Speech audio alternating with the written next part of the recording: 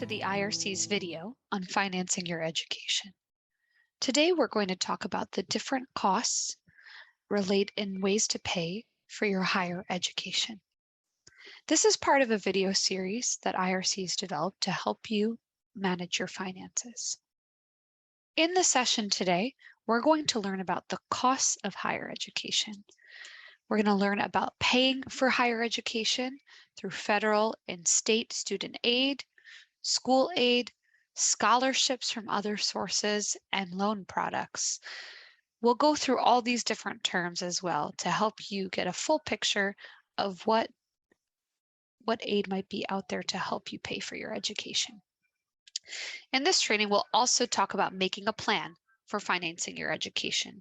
So whether you're thinking about attending higher education yourself, or if you're thinking about it for your children or other family members, hopefully this training gives you a better idea of what costs might come and how to plan for that future goal.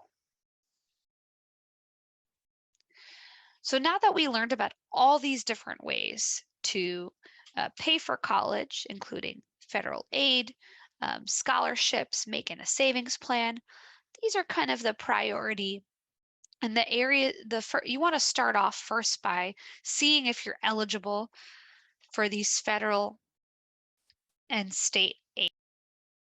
Generally, you want to see if you're eligible for grants, which is that free money category, right? Of course, the best option is to get the money for free without having to pay it back. Then you'll want to see if there are any work study options for you, whether that be through your school, through the federal or state programs. You want to double check if that's an offer that's on the table. And then you'll want to see for scholarships and grants, both at the university or the career program or the school you're planning on going to, as well as checking for private ones, things that you can apply to separately. And then thinking about savings and IDA programs. Again, IDAs match savings. It's free money as well. So, if you're set and you want to attend, pursue your education, it's a great option for you. And then making a savings plan. There are different accounts and things that can help you grow your money. And there's no interest, or you don't have to pay any extra back when you use these sources. So once you go through all those options, if that is still not enough to pay for your education, you'll want to think about these other, you'll want to think about the subsidized federal student loan. That's the one that doesn't start accruing interest till after you finish school, or till after you stop, if you're less than part-time. Then you can look at the unsubsidized federal student loans. Then think about private student loans. Again, the unsubsidized student loan, federal student loan, is usually less interest than the private loan.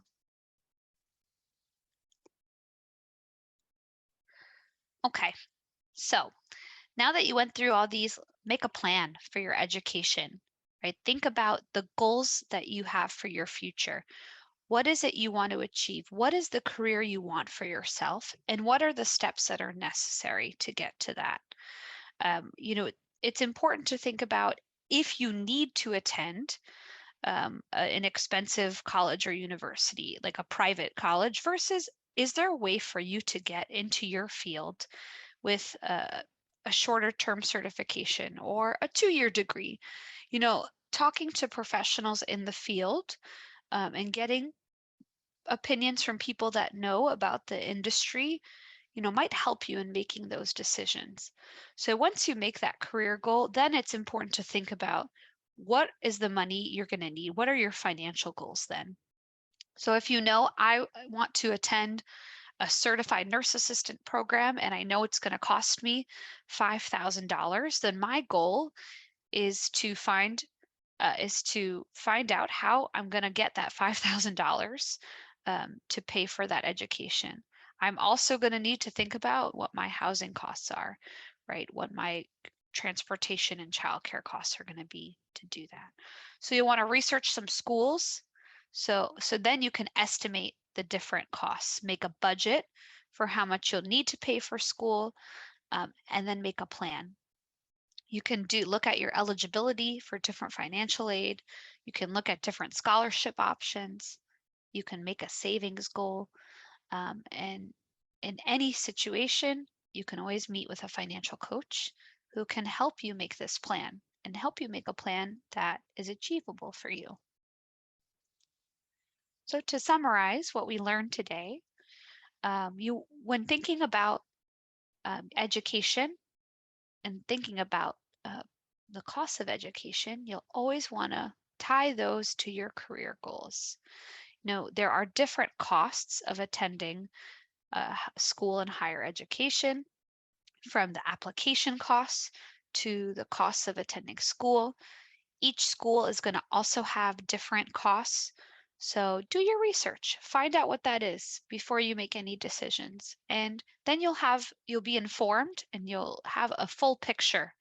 And so you're not surprised when you get a bill after you start your classes. There are many different forms of financial aid and ways to pay for your education, right? Starting out with those free sources of money, those federal grants, those state grants, scholarships, work study programs, then thinking through if there are other private scholarships and grants, or school scholarships and grants, and then from there, looking at your loan options. So, go down the pipe. Again, we want free money first, and then see if you have to take out loans after that.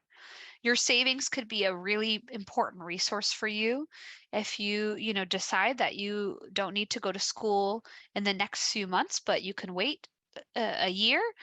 You might be able to save up a decent amount of money, or all the money you need to attend a school. So you want to make an education and financing plan to help you have a full picture of what you're going to need to do in the next few years to get to your goal. Thank you so much for attending and watching this video today. We hope this was helpful in helping you learn about the different costs of higher education, and we hope this helps you make decisions when thinking about your education and your career goals in the future. If you're interested in watching some of our other videos, our videos are available online. And we'll have some follow-up videos like we mentioned earlier that you can watch on savings as a way to grow your money.